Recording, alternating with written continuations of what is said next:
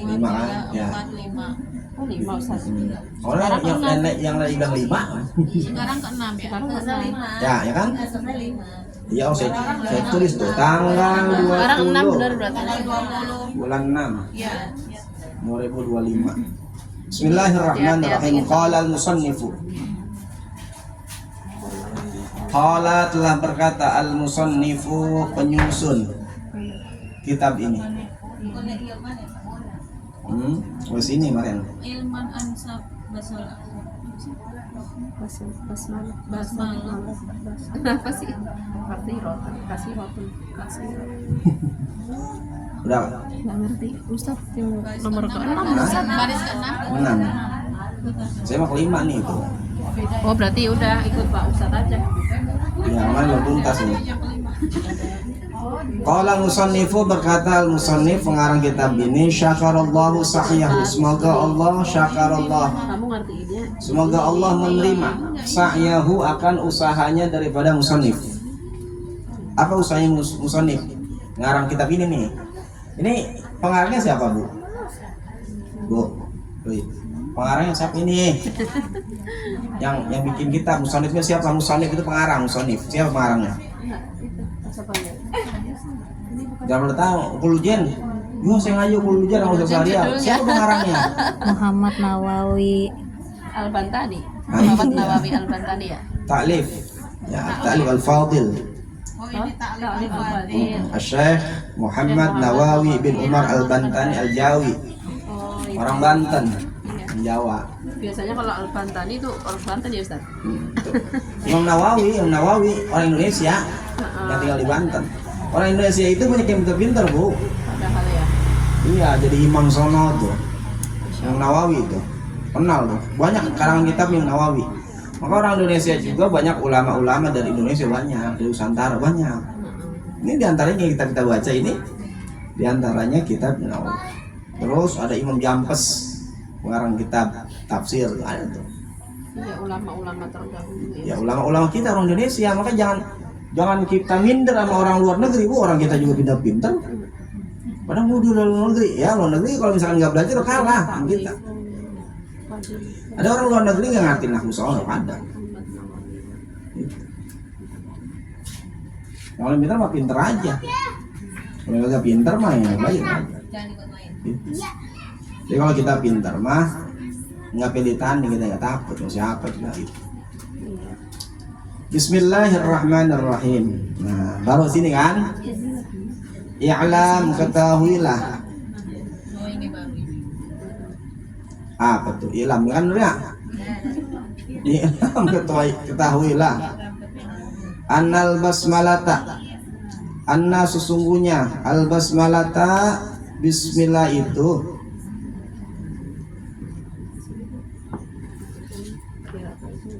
kasiratul barokati, kasiratul banyak, al barokati keberkahannya.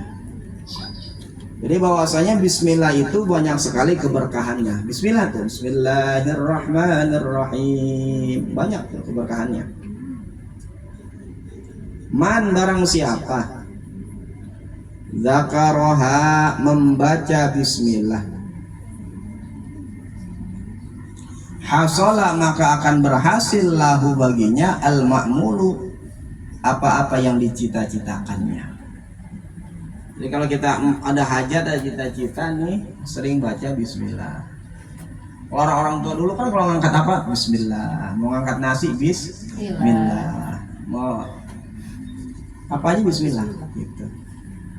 Karena terbiasa, karena banyak keberkahan. Jangan mengerjakan sesuatu kita bukan baca bismillah malah ingat yang lain, apalagi yang suka latahan tuh, aduh. Nah, apa baik sebut kan gitu. Yang suka latahan ya, latahan boleh latahan tapi bagus.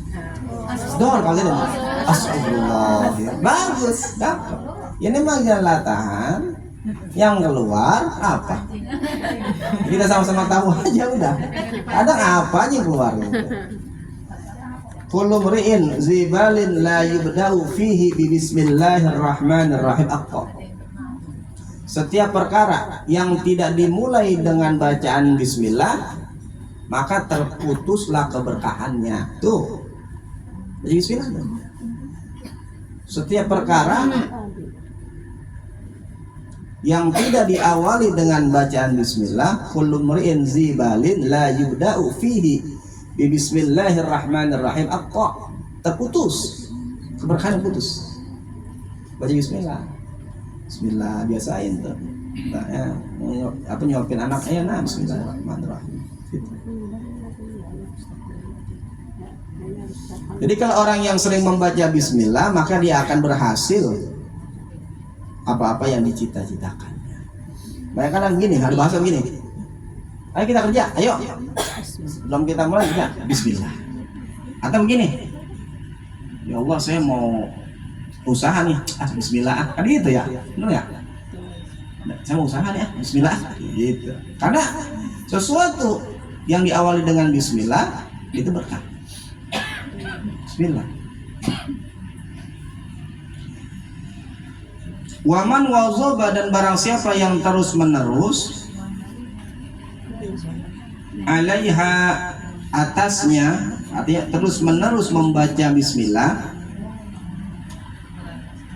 huziya, maka akan diberi bagiannya bil qabuli, dengan penerimaan.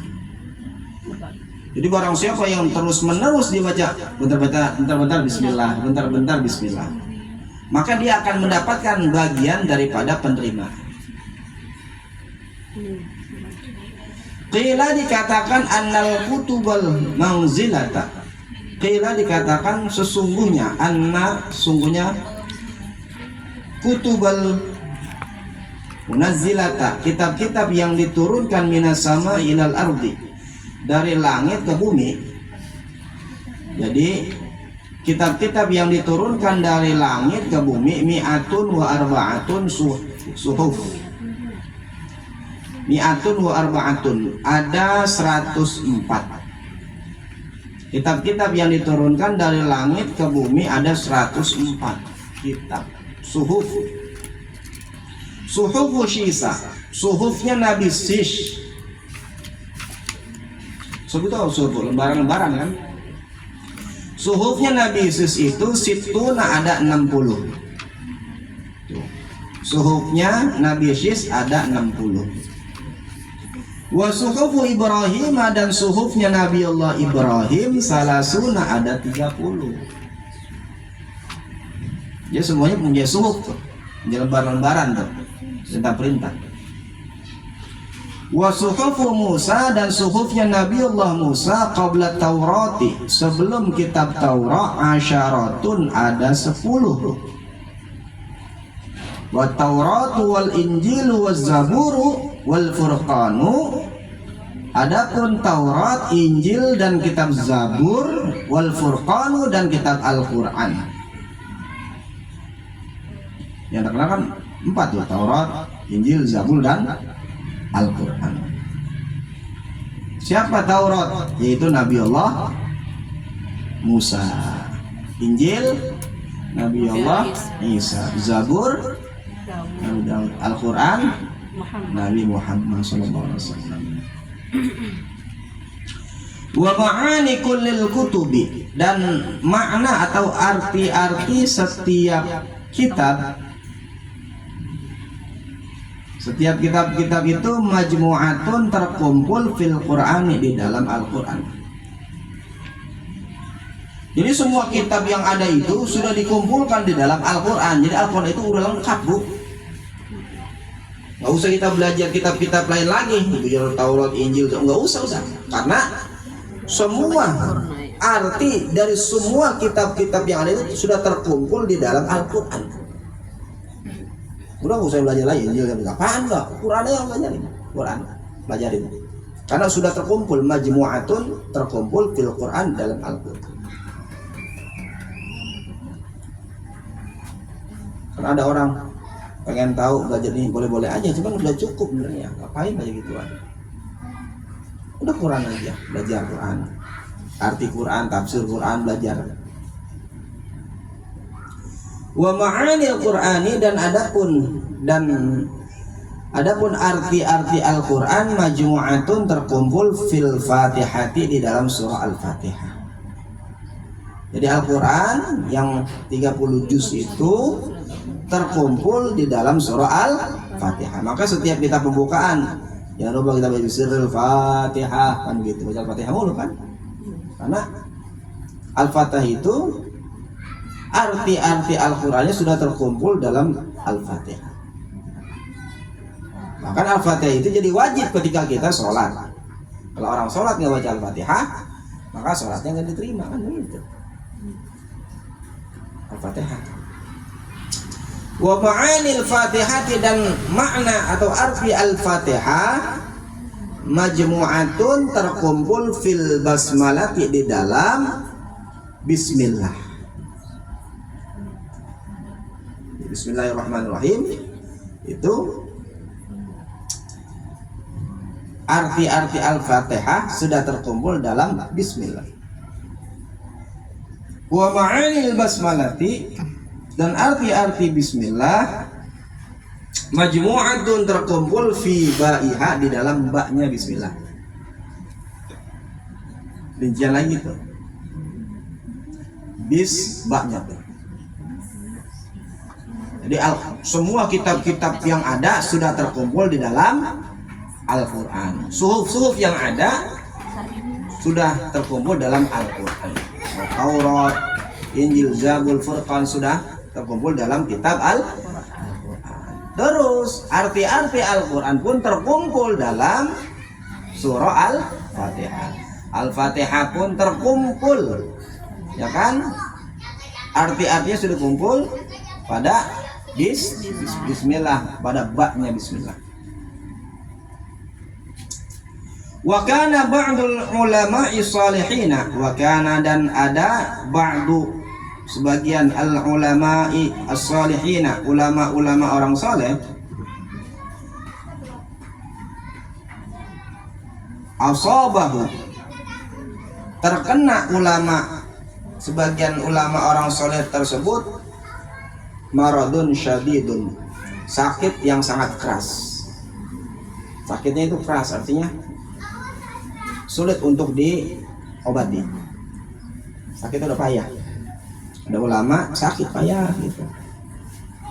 A'jazal at-tiba'a, yang membuat lemah. A'jazal itu membuat lemah, at-tiba'a para dokter. Artinya dokter aja udah nggak sanggup. Wah, ini penyakitnya berat nih. Pak ulama gitu, udah berat penyakitnya gitu. Ulama sebagai orang sakit berat, sampai dokter itu nyerah. Wah, sakit udah parah dan nyerah saya gitu. Sampai nyerah itu. Kan ada dokter udah, wah, nah kayaknya ketolong dan gitu. Kalau tolong udah parah nih. Obat apa aja udah masuk. Dari obat yang kecil sampai obat yang gede gitu. Masuk. Fatafakkara, maka ulama tersebut berpikir fi ba'dil ahyani, dalam sebagian waktunya, fi dalam ba'di sebagian ahyani waktunya, tilkal ibarata akan fadilah bismillah itu, tilkal ibarata akan fadilah bismillah. Fawazaba, maka terus menerus ala atas alal basmalati, atas membaca bismillah.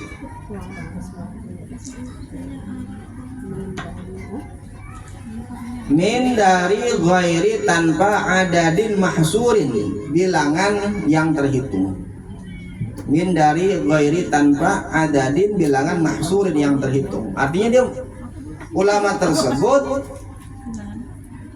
ketika dokter sudah tidak sanggup untuk mengobatinya, berpikir dia dalam sebagian waktunya ulama tersebut tentang fadilah daripada bismillah, sehingga ulama tersebut dia terus menerus membaca bismillahirrahmanirrahim, bismillahirrahmanirrahim, bismillahirrahmanirrahim, bismillahirrahmanirrahim, tanpa bilangan yang tertentu, berarti saking banyaknya, fasyafa'allahu ta'ala, maka Allah menyembuhkan ta'ala bi barakatiha, dengan keberkahan dia membaca bismillah. Sakit nih kita nih, Allah sakit nih. Kalau kita hakul yakin mah hilang. Gitu. Kenapa? Tapi jangan salah, ulama ini membaca bismillah sebelumnya dia berobat sama dokter. Jangan sampai salah, ntar Udah pasrah. kata Ustaz mah kalau sakit udah baca bismillah aja, nggak berobat dia. Orang emang nggak minum proma, orang pusing nggak minum bodrek, wow baca aja. Gila parah itu. Gila usaha dulu lah, berobat dulu, berobat. Doa diibadah. Ya, wah berobat ternyata obat apa aja udah masuk, udah usaha, ternyata pada nyerah tuh. Pasrah. Baru udah ada pasrah baru baca. Ini ulama gitu, usaha pasrah. Jadi bukan berarti sakit kita, baca ini. Enggak minum obat, ya asal kuat aja. Minum dulu lah obat lah. Obat. Karena yang menyembuhkan itu bukan obat, tapi Allah. Tapi tetap udah ada perantara. Anak ibu sakit panas, udah bacain aja bismillahirrahmanirrahim, baca gitu. Ya panas semakin tambah. Kalau ibu misalkan emang doanya dijawab langsung, alhamdulillah. Kalau enggak, minum obat dulu, minum obat dulu nih. Udah ulama obat sampai dokter aja merasa udah nggak sanggup, udahlah, ya kan pasrah kan, udah usaha ya udah ikhtiar, mau obat ini nggak sembuh, baru ikhtiar, gitu. Jadi tetap syariat dulu kita, berobat dulu, obat baru tuh ya Allah sehatin, ya Allah yang sakit mulu ini, apa banyak dosa, apa banyak kesalahan, apalagi dari derajat, apalagi diuji kan gitu. Ya. Tapi yang tahu mah kita, kita. Kita sakit nih, ini sakit saya lagi diuji, apa sedang ditegur, apa mau naik derajat nih, kan kita aja. Kenapa? Karena kita tahu tingkah laku kita dalam sehari-hari. Kita yang tahu. Iya. Introspeksi diri. Iya, muhasabah kita. Yang tahu kita. Karena nih kalau menurut saya nih, ibu pulang dari rumah sendirian ya. Bisa nggak orang sendirian berbuat maksiat Bu? Bisa. Ya, bisa aja. Orang lagi sendirian nih, nggak ada orang, bisa nggak berbuat maksiat? Bisa. Jangankan banyak orang, sendirian aja bisa maksiat kan gitu. Terus kita balik, bisa nggak orang lagi sendirian ibadah sama Allah? Bisa. Jadi apa bedanya? Orang maksiat sendirian bisa, orang ibadah juga bisa sendirian. Jadi ketika orang sakit itu, yang tahu kita sakit itu apa sedang diuji, apa lagi ditegur, kena musibah, apa mau naik derajat, yang tahu kita. Karena kan ketika orang sakit itu, kalau kita sabar dengan penyakit yang ada pada diri kita, maka Allah hapus dosa. Allah hapus dosa. Terus tidak sebenarnya. Kalau kita sabar. Dan kata Nabi begini Bu, orang itu tidak akan menundukkan kepalanya kecuali dalam 3 hal. Kalau nggak ada 3 hal ini nih, itu manusia tidak akan menundukkan kepalanya. Habis kali ya? Oh itunya yang habis Ustaz. Bentar dicas. Iya, nggak apa-apa deh. Sementara. Iya. Oh kalau habis bunyi ya? Iya udah dicas padahal itu mulai soak kali. Iya. Udah puyeng, udah lama.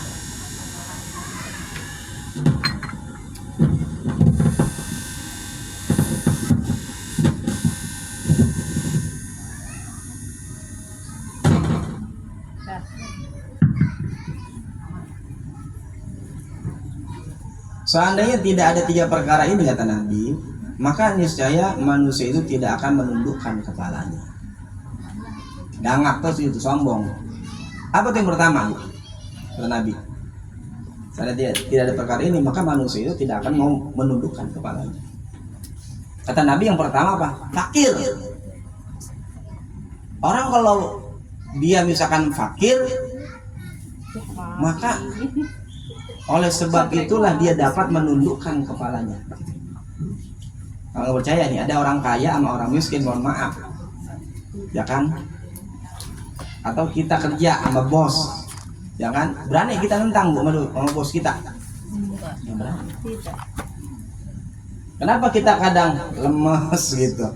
Dia bergairah. Kadang kita, ya siapa saya gitu. Fakir karena. Coba kalau nggak ada fakir, nggak ada orang yang fakir gitu, atau kita misalkan nggak pernah miskin gitu, nggak fakir, kaya terus, wah dongak terus kita. Iya. Ada orang lagi kecilnya nggak pernah fakir, kaya mulu, oke, kaya mulu. Yang kedua, sakit. Orang kalau misalkan dia nggak terkena sakit, maka nggak bakalan orang tersebut dapat menundukkan kepala. Yang mau sakit coba dah, baru doanya baru sadar yang sakit. Yang mana? Bawah. Emang suruh berhenti kali ya? Iya. Bilang. Kurang masuk. Enggak itunya kurang masuk dari menekan kurang lagi. Dia tekan lagi. Ada kurang pas. Iya.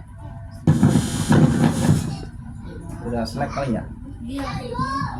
Halo. Kecil suaranya. Langsung kan. Nyalain. Ya, udah. Tadi kurang masuk. Halo. Nah. Yang ketiga ya kecil suaranya. Mau kecil ya? Iya. Ya udah dah. Ya Bu, udah sama sini. Sama mana kita? Barusan. Tadi yang ketiga sakit, yang kedua sakit. Yang ketiga Kematian. mati. Kematian tuh.